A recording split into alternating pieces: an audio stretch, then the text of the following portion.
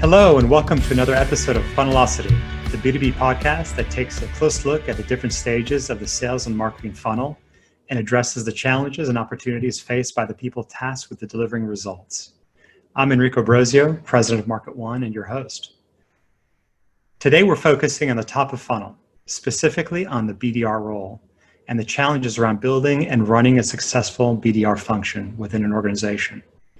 To help drill into the detail, I'm lucky enough to have a special guest today, Tom Stearns. Tom is an inside sales consultant, trainer, and coach. He helps B2B sales leaders and their teams get to the next level. He's typically brought in when sales teams are struggling and it's unclear to leadership why. After working with Tom, sales teams deliver and the organization has the recipe and all the ingredients to keep growing. Tom, welcome to Funnelocity. Thanks, Enrico. Great to be here. Well, Tom, I must start by saying that this is a fantastic topic. It really brings me back to why Market One was founded. As an agency, we provide BDRs on an outsource basis to our clients. We do that globally. So, and everything we've done over the past 20 years has really been to drive better conversions from marketing into sales. And so I really look forward to talking and a bit more about this topic with you today. But before we go into it, tell us a bit more about yourself. What drew you to the world of sales, consulting, and training? What gets you out of bed in the morning? Thanks for asking, Enrico. Yeah, so I love working with organizations and helping them fix, what's not working. Sounds really broad, very general. It's obviously focused on sales, a heavy focus on BDRs and their function. But the way I approach it, maybe that is, different than any other consultant. But the way I approach it is that, it's looking at the organization and trying to create the right BDR function for them. Now that could be, hey, you need to outsource it, or it needs to remain inside, but you need to do all of these different things. So I try to look at it holistically, which may include demand gen or all the closers involved in that. But to make that function succeed, it's surrounded by a whole lot of other functions. So that I'm passionate about that.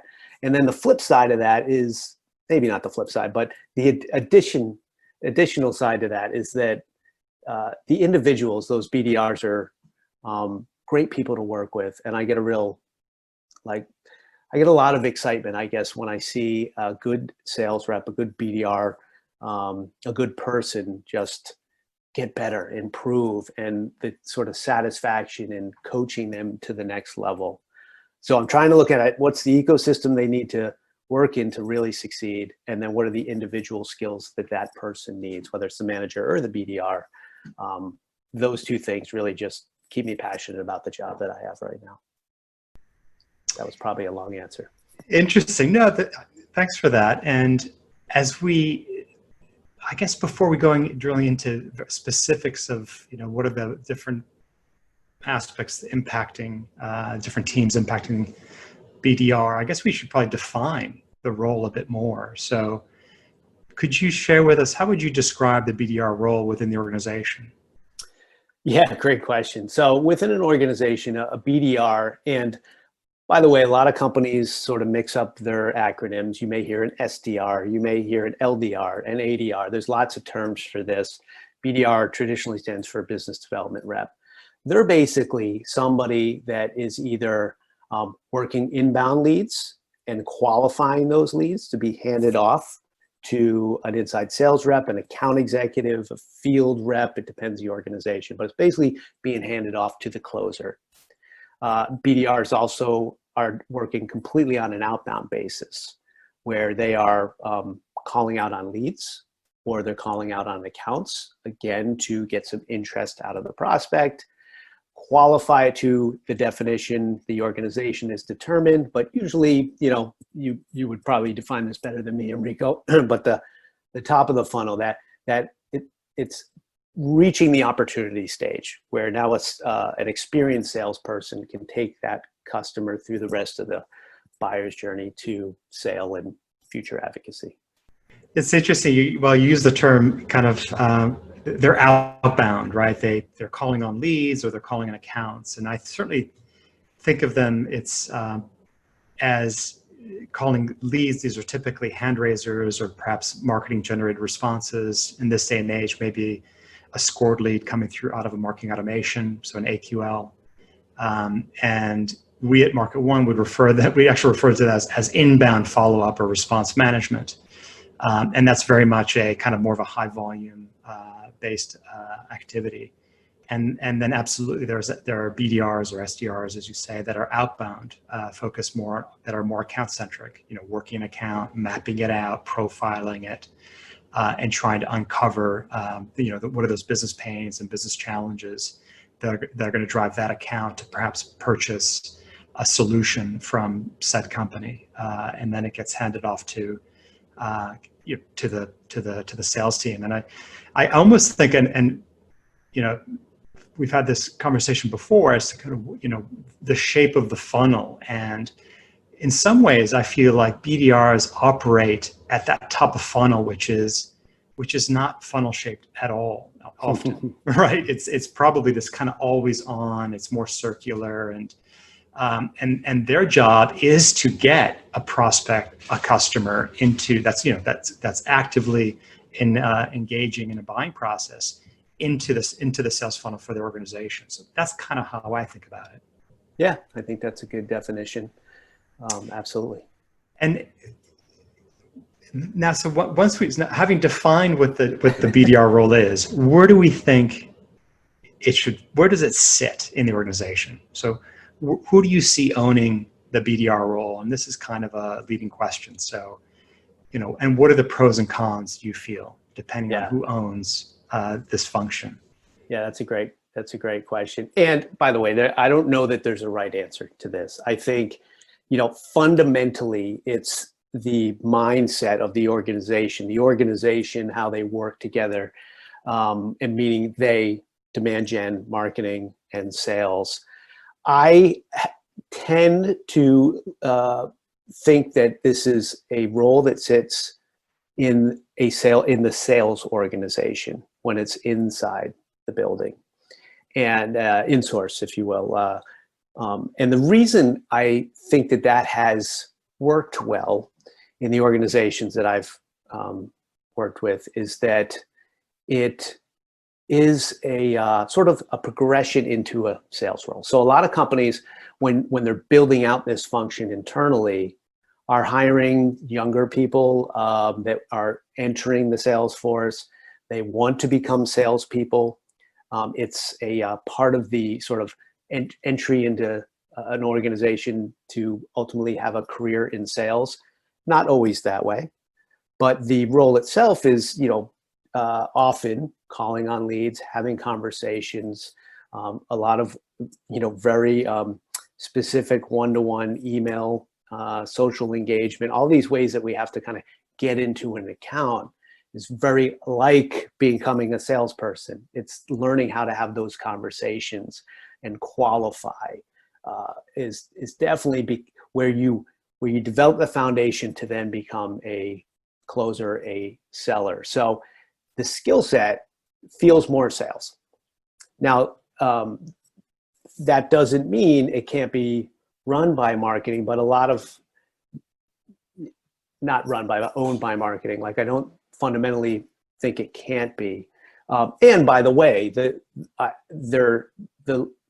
less amount of silos involved, the better, right? So I'm also a bit of an advocate of, sales and demand gen, the demand gen function of marketing being as tightly integrated as possible. So there's like one cohesive unit working. And if the more cohesive that is that it's a big blurry line between the team generating leads and the team qualifying leads and then handing off to sales. That's like hopefully one kind of mush of sales and marketing, if you will. But what do you think, Enrico? It's an interesting issue, and it's hard not to kind of think about this and also consider sales and marketing alignment, because ultimately it's, in some ways, it's really this role that aligns the two organizations. And I 100% agree with what you said earlier, which is it doesn't really matter, I think, as long as the organization has clear, has defined, has very clear definition of lead management roles, SLAs, and they adhere to those. Now the reality is most organizations don't, and so I would say, like you, the majority of our clients, this role does kind of roll under sales. It's probably less than 30% of the time I'd say it's under marketing. And that poses some challenges. You've mentioned some of them. The fact that initially the BDR is probably joining that organization with the hope of quickly transitioning to an inside sales rep or a field sales rep. And so in some ways, when sales owns it, there's a lot of turnover in this role. That's challenge number one. Challenge number two is they also become glorified sales admin, right, for their favorite inside sales rep or AE, where they're working with the BDR in setting up appointments, maybe changing appointments, or just tasking them with updating entries in CRM. And when it's not owned by sales, when it's owned by marketing, I see that a lot of those, there's a stronger SLA, I think, with the marketers who are, they're looking for things like, okay, when I generate a response, however they might define that response, I want to ensure that my BDR team actually, processes that in a timely fashion and doesn't cherry pick and gets through all of that inventory, so to speak, and leaves no stone unturned.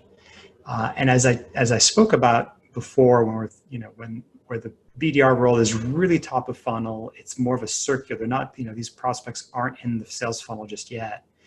To me, it's really about helping the demand gen activities, the marketing activities identify and convert those kind of top of funnel contacts, if you will, into the sales funnel. So, I guess I'm throwing a lot of things out there. Like I said, to me, there's no better or worse as long as there's a well-defined SLA for this team. And I just find that when sales owns the team, that they can quickly, turnover goes up, and as they get sucked into the inside sales position or AE position, and they become those kind of sales admins, CRM admins or appointment setting admins and whatnot. Well, sorry to interrupt you.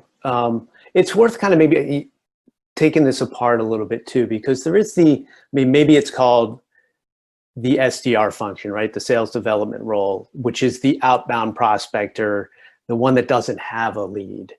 And a large amount of the work I do, and maybe where some of my bias comes from, Enrico, when I think about this, is depending on the organization, many times the organization is perhaps struggling to get qualified inbound leads, or they're account-based, right? So they're focusing an individual, an SDR, BDR, or a team of those at a specific account they want to penetrate.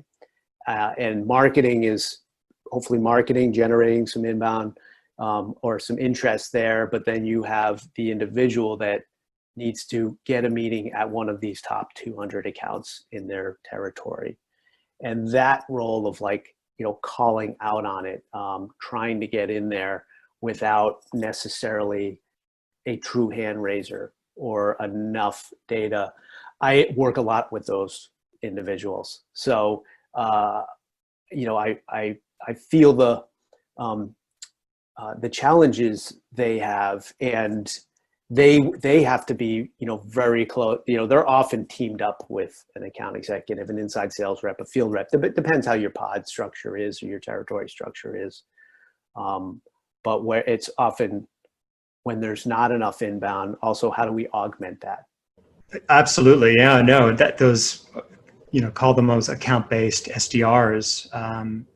That's a really interesting role, in particular in this day and age where ABM has become such a focus for B2B organizations and both sales and marketing teams. It's through their ABM programs and ABM strategies that I think are finally driving true alignment in all the activities. And the SDR role is critical in that. And I feel like in ABM, it's almost the tactic.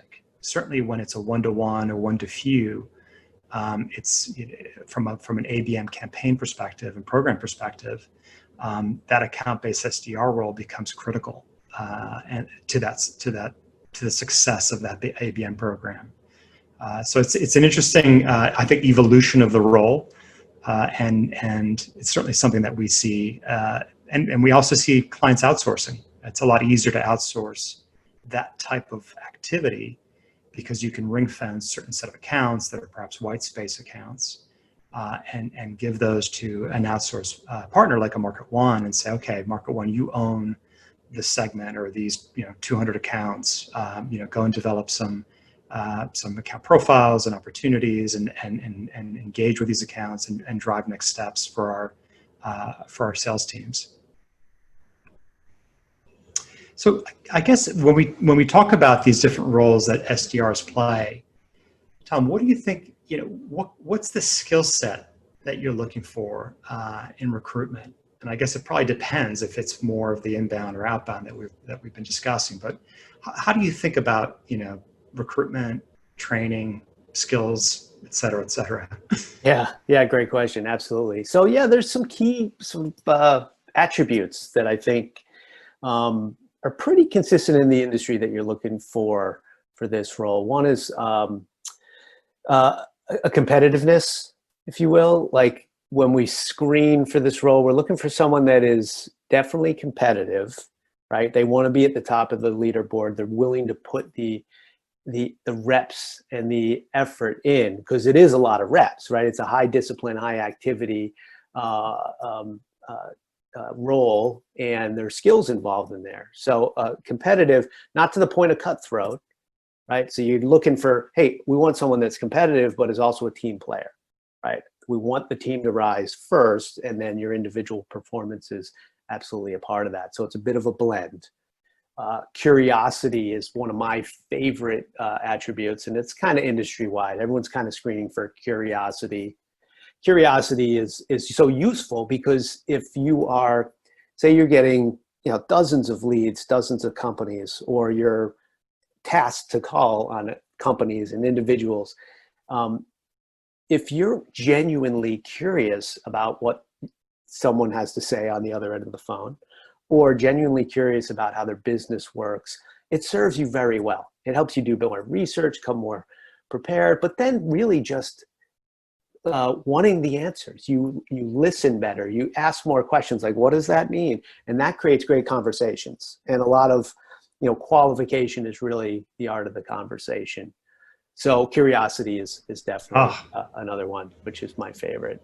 I couldn't agree with you more. Agree with you more. And to me, it's absolutely the ability to ask good questions, mix of open-ended and closed-ended questions, and that curiosity and listening skills. Of course, building rapport, and having empathy these are all important in order to establish that initial that 30 seconds, some level of rapport with the person you're speaking with. But it's quickly about listening and asking the right question. It's not pitching. And this is interesting because often, clients, when they're outsourcing this type of role to us, they think that we should be, perfect sales people and be able to pitch at a technical level all their wares. And it's really not about that. If anything, we're like a mix of researchers and customer service reps, as the way I bring those two skill sets together. I almost never coach or train on pitching. Like it is, there's a value proposition you need to present, but it's like, there's none of that really matters, frankly. And even in great salesmanship, I mean, you win deals asking great questions, and, yes, you have to present the product and there's a pitch involved. I get that. but it's about listening and caring and wanting to know what's going on in the buyer's world, right? How can we solve their problem? And all that is about curiosity and empathy and listening. It really is not about like, hey, pitch me this product. It's like, no, ask me questions about it. Ask me questions about me or my challenges. But obviously they have to be calibrated to what you're selling. But yeah, it's indeed. not about the pitch. You said the word qualification, and so I think any good BDR, SDR will have to know how to qualify an opportunity before he or she hands it off to sales or sets up a call for a sales rep. So let's talk about that. How do you think about qualification and the relevant qualification criteria? I know it's kind of changed over the years, and it probably depends. But what's your take on qualification? Boy, that's a great question. So qualification is different for each company. So like anything we're talking about, right? This is I don't believe every business is the same, but there's a lot of similarities. So qualification is, who are we? Who is our buyer, right? I mean, this should be defined by the company, the marketing team, the sales team. Like you should be able to qualify a little bit before you even call somebody, right? So are they in the role that we would, that needs our service or our product? And, that's the easy one. But then the qualification, say, to book a meeting, to create an opportunity, the level of that, depending on the rep's tenure, by the way, I think there's a scale here, right? And this is a part of the nuance of training people in this role, is that as they get more experience, you will expect their qualification skills to go up. But that said, if you're outsourcing, right, this is a definition. So the definition is generally around, are we talking to someone that has expressed a need to use our product? Can't be we forced them to show up for a meeting. We did enough to get some interest. We determined that they had a need that they vocalized or identified, and that they're in the function that can have influence for the purchase. So again, this is like, I think for an outsource organization like Market One, you've probably got like pinpoint accuracy on every kind of lead that needs to be passed, right? But there is nuance in there, and I've experienced this with some of clients we share, that the how much is enough, and sort of. Sorry, I'm dancing around a little bit, but typically it doesn't always have to be the decision maker, right? Like we need someone in the buying committee, and as we've seen in the days of COVID, that the indecision has gone up. So the decision by committee is broadened. So there's lots of people. So hey, is this a qualified individual to hand off to sales to have a conversation? Well, did they articulate a challenge that we solved for? Did they express enough interest to want to really show up for that meeting? Or did they just yes you and say, I'll take that? And then some of it is just firmographic stuff, right? Hey, it's a company we can sell to. We look that up. We got a title that makes sense. You can look that up. But the skill is the nuance on the phone to draw out that, yeah, we do have that kind of challenge. And boy, that's interesting. We struggle with that all the time. I'd be interested in taking a meeting, right? If I heard that recording, I'd be like, all right, that's qualified, and he's got the right, or she's got the right title, and it's in a company that we could do business with. That's a qualified, might be a meeting, might be an opportunity. Again, it's typically like the meeting that I think is the handoff in the industry mostly. Not always, of course. That is pretty different. Indeed. Well, you didn't mention Bant. Oh, good Lord. Yeah. No, you'll never hear me mention Bant, especially in a handoff meeting, right? By the way, and I'll give you like one rant on that, is that Bant, I don't hate Bant, but I want to get rid of that B, right? Right. One of my mentors, Peter Wayman, is he got me into the advocacy of FAINT, right? Financial authority. So, our job as marketers, as sellers, as BDRs, like all the people that are trying to sell something basically, is that, we're not typically selling something that they got a little budget over here. Like, oh yeah, we got a budget for your software that we didn't know exists for a challenge we weren't even sure we had. But yeah, I guess we could. So financial authority, getting to someone that has influence over that could create the budget, right?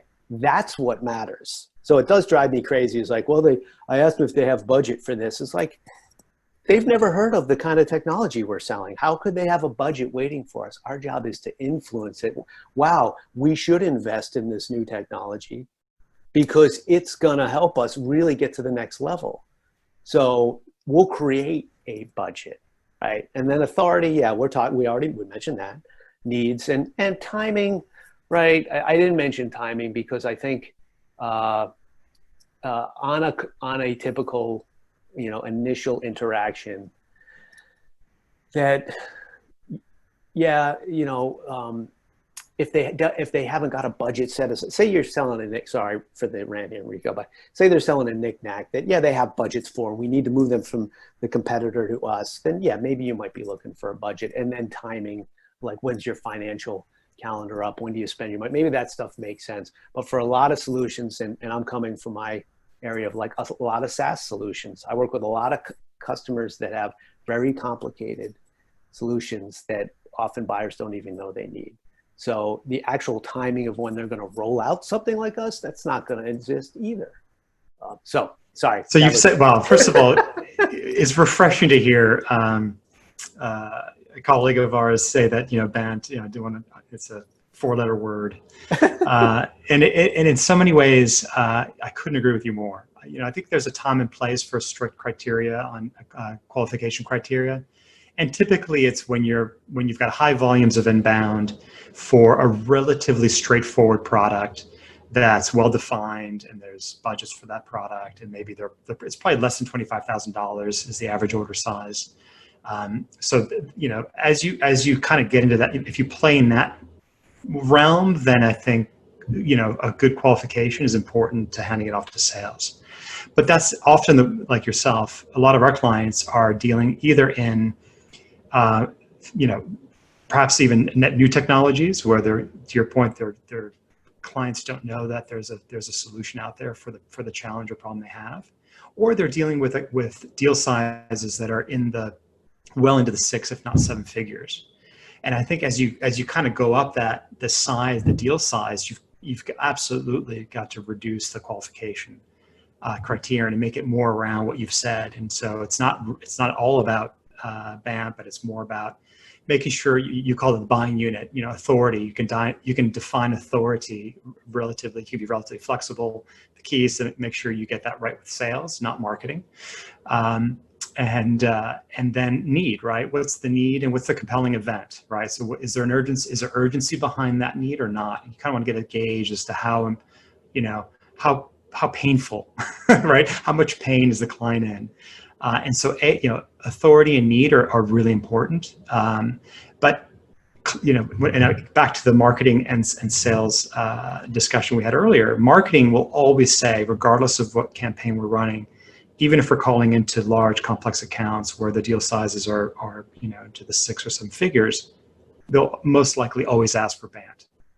And then when we have our kickoff and we bring in sales is like, well, no, it's not about Bant. It's really, here's what I'm looking for. Help me map out the buying unit.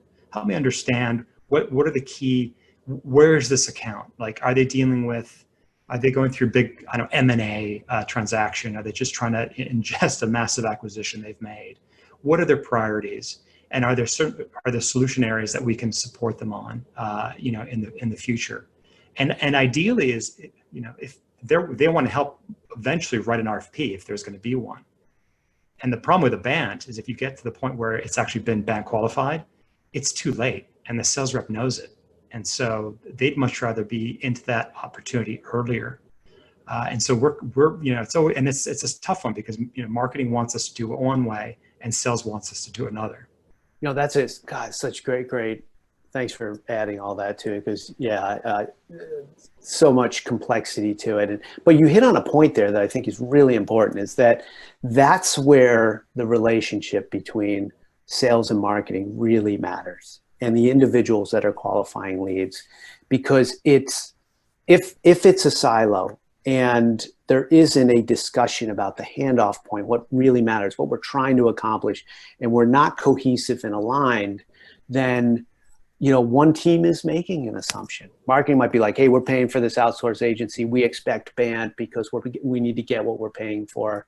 And the sales organization might be like, hey, I need someone to open the door. I need someone to get me in there, and I want to do the rest. But then you have some sales organizations that are highly transactional, like you said, where it's like, hey, we've got too much to deal with, so we need more qualification. So it's such a moving scale. And the only way, I think, really to get it right is to have those conversations with the right people, right? And both organizations, inside, outside, really need to come together. Because I see it all the time, right? The leads got passed in and the sales team said these were garbage. And then the opposite is marketing's like, hey, we keep giving them our leads. They don't do anything with them. It's like, well, you actually haven't been to the sales building, say pre-COVID. You haven't been to your sales organization in over 6 months. We have a weekly conference call. I'm like, yeah, but do you really listen to the reps? Do you really get to know what the managers are looking for? Like that relationship matters, because there's so much nuance in that handoff. And the bigger the organization, obviously, the more complex it gets, and the more SLAs and details, all those things. You know better than I, because you deal with all of these global organizations. I'm on the floor with the sales team and the marketing team, trying to make these nuggets work. So, Tom, I feel like we could go on and on about this, the sales and marketing relationship, the alignment, the handoff, the handback. Maybe that's a podcast in of itself, because there is so much there to unpack. I do want to turn, though, to the topic of the tools of the trade. So the BDR, what's in your experience, is there some technology that every BDR needs? How do you think of tech for the BDR?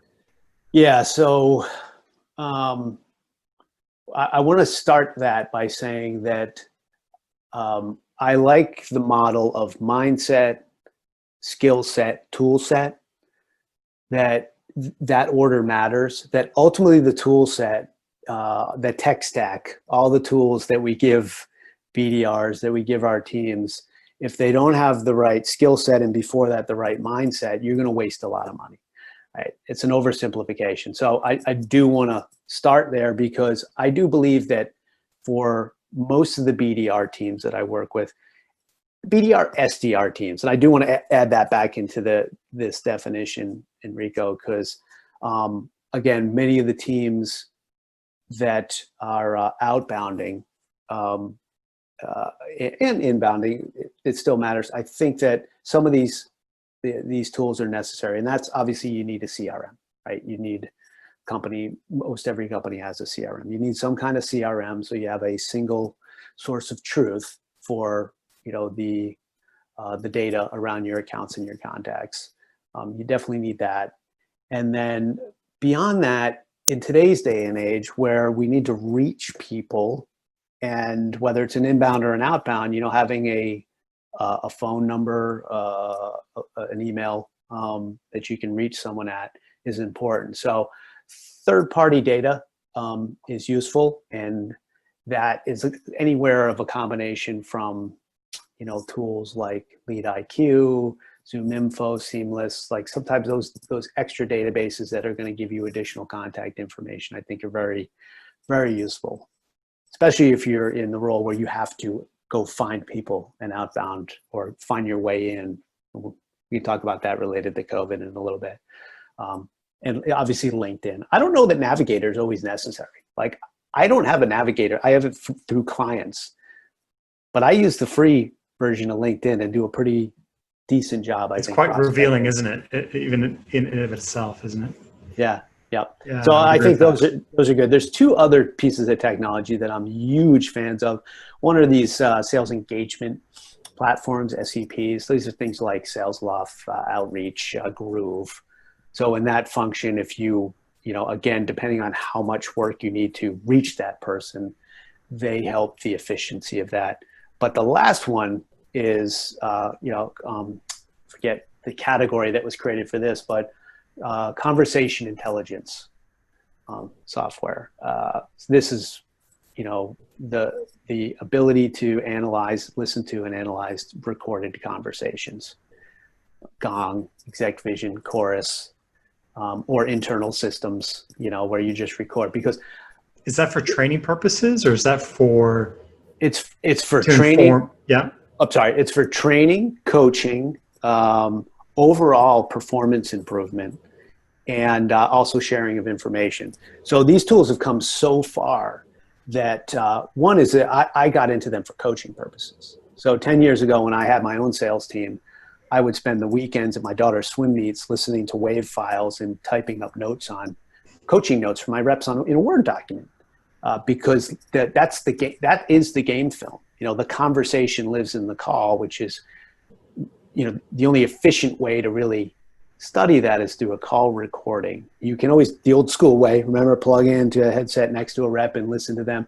Yeah, you can do that, but it's massively inefficient. So these technologies have enabled you to coach, to play the call faster.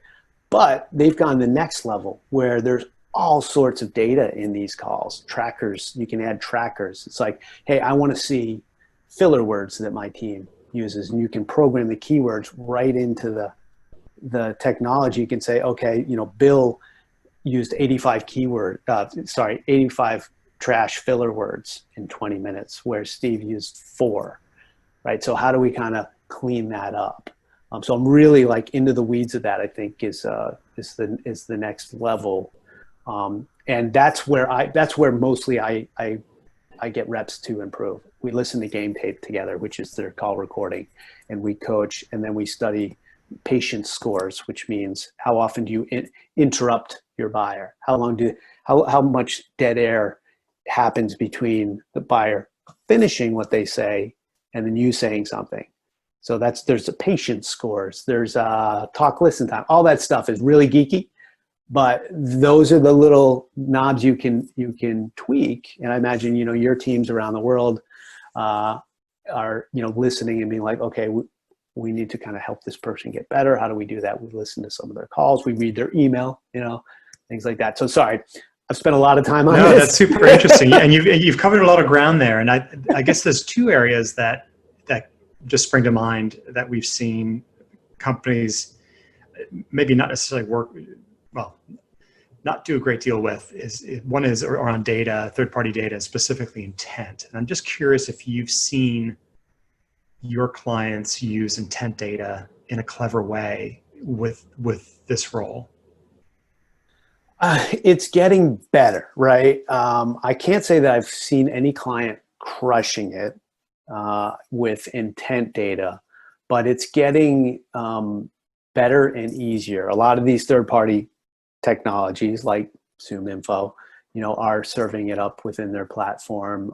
There's 6 Sense and Bombora. I think there's all these other tools that are starting to really make it easy for organizations and reps to learn what that means. So a lot of this kind of information that would tell an individual maybe who they should call, when they should call, has been around for a while, but the adoption of it and the use of it, and I think, your organization is better at it. It's where the outsource really can come in, and work effectively for a client. Well, it's interesting you say that. I mean, where we see it as much further top of funnel, maybe on digital programs, and using as a way perhaps to trigger some, for example, email campaign or target an account through LinkedIn ad campaigns, or ABM, programmatic media campaigns. So we would potentially use it differently. And that's why I was very specific. I was curious if within the role of the BDR, SDR, whether you've seen it used successfully. And we're not there yet. I haven't seen it. I've spoken to some sales leaders that seem like they're getting a grasp on it down to the rep level. I've personally not worked with a team that has made full efficient use of intent data, but I certainly see the value, and I'm trying to work it into workflow. A lot of what I do is trying to understand the workflow. Like, how do you get everything they have to do? How do we efficiently get these things happening? And it takes a while to kind of work them into the day in and day out. So on to my next question, which is around, I guess, global. From a perspective of building out, BDR teams that operate on a global basis, have you worked with clients that have done that? Have you seen some of the challenges that have come up around that specific topic? Yeah, I mean, there are definite obvious challenges when you attempt to go global, which is the language barrier. If you want to penetrate countries where you do not, say you have an organization that you're largely internal, you're based in the US, and now you need to or would like to work in countries where you don't speak the language, immense challenges. And around the language barriers, often looking, some organizations will look at an acquisition in another country where maybe they have that skill set, or they will, set up in another country. But it really shows that can be a great benefit to, an outsource organization that has the language capabilities already. And often that's what I see, is that, hey, we want to tap into this market, we need to do it quickly. Well, to stand up anything internal in another country takes a long time, when there are a lot of organizations that already have native speakers and individuals that, frankly, I think when you get outside of the US, depending on where you are in the world, there's a lot of sort of career-based individuals that just do the function, the BDR function, and you can tap into those a lot easier than trying to stand up something yourself. And they're quite good, in my experience. But I think you have a lot of experience there too, Enrico. Well, we've certainly seen clients, enter new markets. So the example you said, US-based, fast-growing tech startup looking to break into Europe. Often they'll land in the UK first, where the language is not an issue, but quickly they'd like to, cross the channel, so to speak, and go to France and Germany and other countries. And I think the language becomes, I guess my view on that, I'd say it depends. I think if you're inbound response handling, then it's okay to continue doing that in English, as long as your website is in English. From a customer experience perspective, so someone visiting your website, it's in English, they expect perhaps to have a call with you in English. But those are hand raisers. However, if you start thinking about outbound, then that absolutely has to be in local language of the market you're going into. And it's important that you have, again, back to what we talked about before, building rapport. Often you're calling people that are not necessarily expecting your call. So it's imagine doing that in a foreign language or in English. It's not going to work. And so what we do to help clients on the language front in order to make those outbound campaigns also more effective from a costing perspective, is that we'll put together teams that are fractional, BDRs that are that are one FTE, if you will, but that speaks 4 or 5 different languages, and we just put a team of we draw on 0.2 of a resource, language resource for French, for German, et cetera, et cetera. So you get this concept of fractional BDRs or SDRs, and that's obviously something that you can do if you outsource, because then we can redeploy those individuals on other campaigns, other client engagements.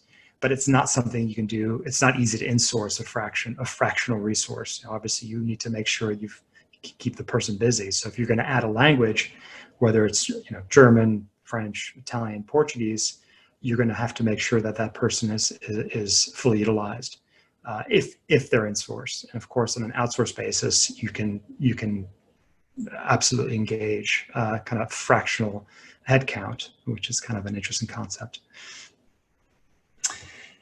So let's talk a bit about reporting and what KPIs to track, and the ones kind of, what are some of your favorite ones when you think about this role, whether it's inbound or outbound? So let me start with outbound, because I think it's a little bit easier for me to begin from there, and then a lot of that carries into the inbound. So basically the one metric that I probably focus the most on is the conversation to meeting conversion rate. So if you think about whether you're an inbound or an outbound rep, that if I have a conversation with a prospect, how do I turn that into a meeting? And some of the industry, on the outbound side, the industry number there is around 23 to 25% is really the gold standard. So 1 in 4 conversations I'm having, I book a meeting. And that criteria, again, going back to the beginning, the meeting criteria is dependent on the company, but that's a good sort of industry number to look at. Why that matters on so many different levels is that it tells you so much about the reps, both their skills on the phone, but also on who they're calling, right? So if their conversion rate is low, then you can try to identify like, are we even talking to the right person? Are they targeting the right person? Are they talking to the wrong person in the organization? They're just trying to get meetings, so they're not looking at the leads they have and say, okay, this person is actually looking for a job here. Why are you calling that lead? It should have been disqualified in the first place, kind of thing. But mostly it's around the art of the conversation. If you're not able to get to that meeting, this is where the going back to the call recording is. I've worked with some reps, and on average, first month to 3 months is anywhere between like 6 and 11% converting. And then coaching and skills developing, training, all that kind of stuff creeps them up to 18, 20, 23%, so forth. So a lot of that development is right there. And that conversation is, and why it's great to, if you're a person in that role that may eventually become in sales, is that if you learn to have those kind of conversations and listen and qualify, it serves you through the rest of your sales career. So that's a big number. Then the meeting hold rate is another big one, right? So like, hey, if we're booking these meetings, but only 50% are showing up, that's another sign that maybe it wasn't qualified. Maybe you actually didn't generate interest. So, and if you look at that as a funnel, sort of a rep funnel, you can go one up and say, this is more of a cold call or outbound function, Enrico, is that, hey, if we're making 60 dials a day and the industry average connect rate is say 6%, that's people that answer the phone, 6%, that will lead to like 0.7 meetings a day booked if you're booking at like 23%. So there's a whole little funnel there, and you can go back, you can go to the top.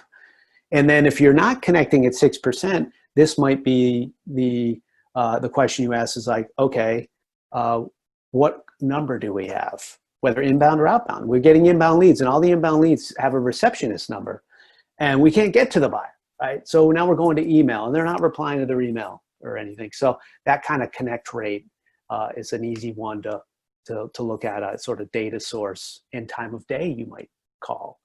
Like, there's lots of data around what time of day to call. So those little weedy numbers come back to ultimately how many meetings we're going to book, which is often how reps are paid, or past opportunities, or meetings and then opportunities. So kind of breaking down those individual numbers, then support the effort around a level of quantity is important, right? We all know quality is better than quantity, but frankly, if there's not enough quantity, quality can be meaningless. I'll often talk to leaders. I'm like, hey, what's the activity target? I'm like, well, we don't care about activity. It's like, I don't really either. I care about the result. But if Jennifer is making, 60 calls a day, or has a certain amount of leads to call on, is getting through those, and Bill is making 20 calls a day. Bill's conversion rate is better, but if you model that out, statistically, he's never going to make any money. You're never going to get your number. So sort of taking those individual numbers and setting a target is an activity target, but it's really around self-discipline. It's like, how do we get more efficient? How do we get, do we time block? How do we organize our team? All that little weedy stuff really, really matters. And often, I've sorry for the long rant on this, but I worked with a team once within like 30 days. I'm like, okay, these reps are not incentivized. Right? They're getting paid on a percentage of the deal closing at the end of the year. And these are folks that you want calling on inbound leads, and you also want them prospecting. So I said, here's what we're going to do. We're going to change the commission plan to make it booked on meetings. Oh, wow, look, activity went up. and all the numbers went up, right? It went from it was like the first 6 weeks to the second 6 weeks was staggering. And all it was around one little tweak to the knob. So, reps, you can't make reps do activity, but if you show them the results of those activities and that like, hey, you're getting better having the conversations, and now you've gone from 15% conversation to meeting rate to 20, that means you're going to make another $1,000 this month. Oh, okay, I'm going to keep trying to learn. So those weedy numbers are kind of what I really care about. Sorry, Enrico, that was a long answer. No, that's fantastic. And I can see the value that you inherently had to you add to your clients. No, brilliant. Awesome. And it's incentives what was actually going to be my next question is around how do you ensure you can drive those through incentives and that you've got the cause and the effect. And no, that was a great tie-in. So thank you for that. So my last question is, we're recording this podcast during a global pandemic that's really kind of turned upside down how businesses operate. And in some ways, the BDR role has always been tough, right? Getting people live on the phone is not an easy feat. And now it's just become even harder, right? With people working from home and perhaps not having, mobile numbers, et cetera, et cetera. So how do you, what's been your experience with working with BDR teams in a pandemic? How are you supporting them? What kind of tips and tricks are you giving them to make those connections and help them achieve the KPIs that you just shared with us? Yeah, such a great question. So I've had the benefit of retaining clients and staying in close contact with a couple of former clients throughout this. And it has really been like an adventure, but a rewarding one because teams are succeeding in this environment. Some of the early things that I saw needed to happen were around, industry targeting, right? So smart companies, and this is beyond the BDR function, but, within it too, is that like, who can we help right now? Obviously, if you're selling to restaurants back in May, you probably weren't doing so well. So if you had tons of people pointed at restaurants, but you also sell to healthcare, then if you weren't making some pivots to different industries, then you probably were suffering more. Within the industries that you're selling to and your clients, companies that made swift moves on identifying their buyers' challenges right now, as opposed to like, hey, we've got 10 years of research on what we do and this is what we sell. It's like, no, those organizations, again, supporting the BDR that said, okay, what really matters to who we're selling to right now, and can we help them? And then, yes, we can in a different way than we used to, or with a different focus on a particular message, a different aspect of what we do. So a messaging tweak worked. And then in terms of the day in, so the real stuff that has helped BDRs. So to answer your question specifically, those other two things are necessary, but we're about getting very creative. I've seen a couple of teams go from very heavy phone and semi-templated email, semi-templated, to heavy amounts of personalization, personalized video, intense research, coming like with, I've seen some of the greatest emails ever written by BDRs working inbound and SDRs working outbound that they were kind of forced into because at first they couldn't talk to anybody. They only maybe had receptionist numbers. So that kind of creativity of embracing research, getting very personalized to break through has helped teams succeed.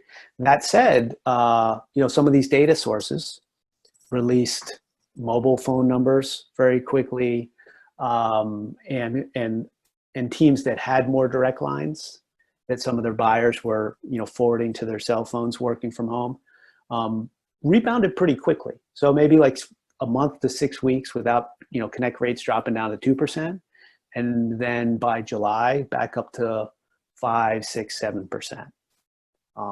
So, but often, tougher buyers, they're like, we have to delay. We don't have the budget, right? We don't, we can't do that. So kind of working different objections within that. Like, oh, we're not trying to sell today. We're trying to help you plan for the future. Like trying to make a lot of different pivots rapidly between data, creativity. That's what's working. And it's a moving target.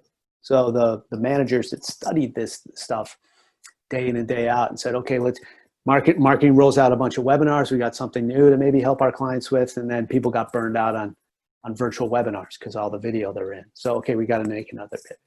So yeah, I've seen some reps do very well. I've seen everybody kind of at least hit a speed bump, but there is still a tremendous amount of success going on out there in the BDR SDR function. Yeah, and from our perspective, I think I can echo a lot of those similar tactics. There's certainly no silver bullet.